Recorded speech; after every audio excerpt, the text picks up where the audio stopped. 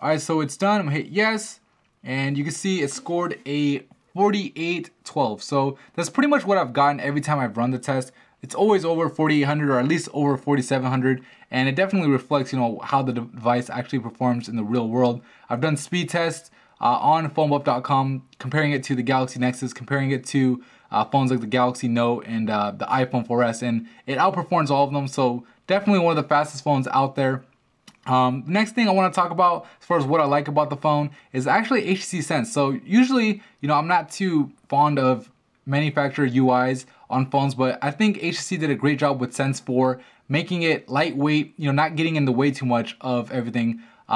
When you open it up, you just have your sideways scrolling for the apps like you do on ICS. You have a cool little set of tabs right here for your frequently used apps. So it's just the top apps that you use most often. You could actually go to downloaded apps to see the apps that you've downloaded yourself from the Google Play Store. You can search through your apps by typing search. Of course, you could go to the Play Store and get some options to customize by pressing this more button. But the home screens are, of course, edit or customizable. You just tap home twice and you could delete or add home screens as you wish, like that. Let's see, when you drop down from the notification menu, you have the settings option, which we saw on the Galaxy Nexus. On the Galaxy Nexus over here, but over here it's on the top right. And I actually find it a lot easier to get to than that little button on the Galaxy Nexus.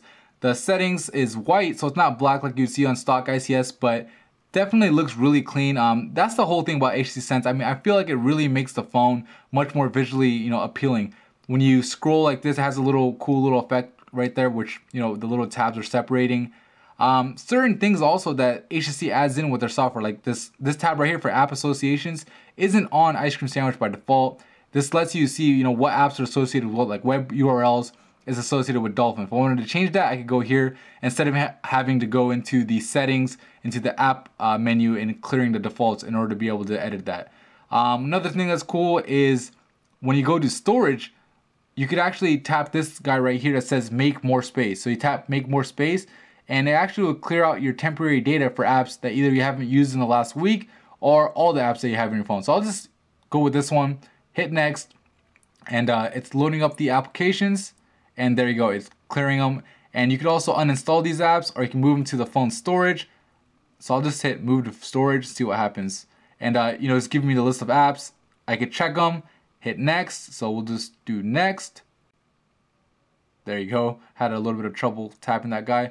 And you can see it's moving applications to the storage, and there you go. So I'm just gonna go ahead and back out of here. Hopefully that gives you a better idea as far as that feature goes. Let's go back into the settings. Of course, with HTC Sense, you have the ability to personalize pretty much everything. You can select different scenes, depending on what you're doing at that moment.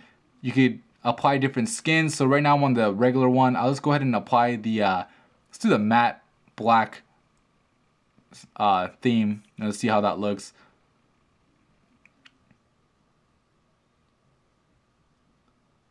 Alright, so as you can see, the clock widget changed.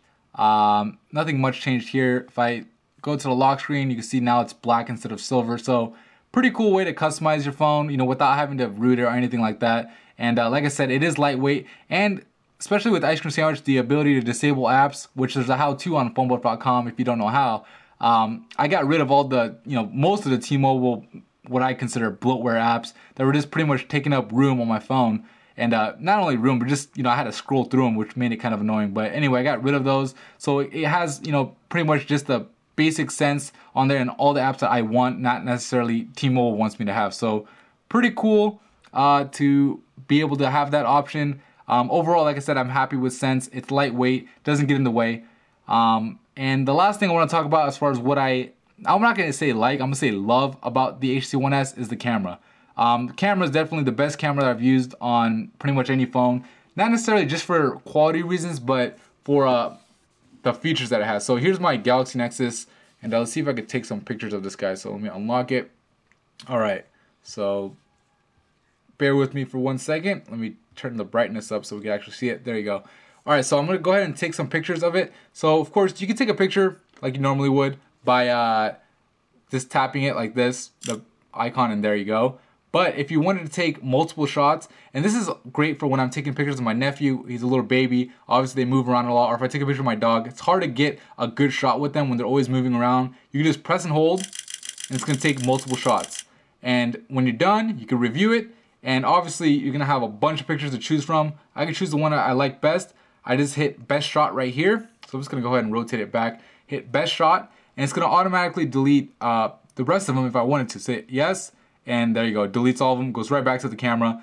I can switch to a video recording mode right here, so it's nice to have the options, you know, right then and there, or right here. And what's really cool, which, you know, I didn't see before, is you have the ability to record slow motion videos. So let me go ahead and go and see if I can show you guys that. So it's under camera options, I believe. Actually, no, it's under video options. And then, no, wait, I'm sorry. It's under, here you go.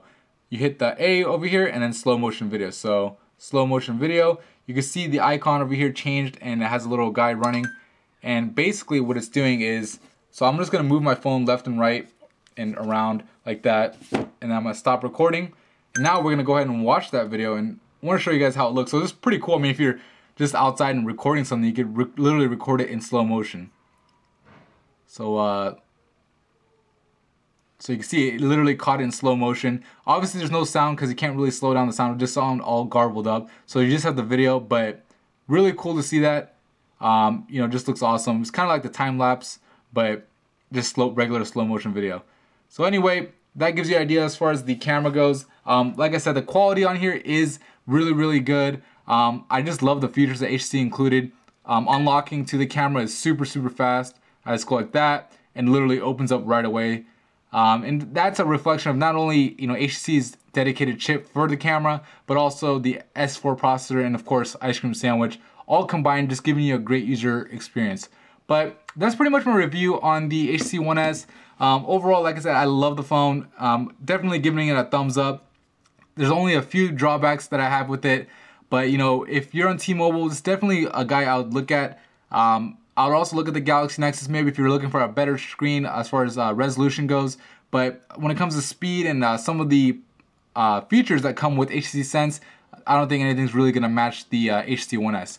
But that's it for me in this review. If you found it helpful, please hit the like button, subscribe, and don't forget to visit phonebuff.com for more cell phone news, reviews, and how-tos. Thank you.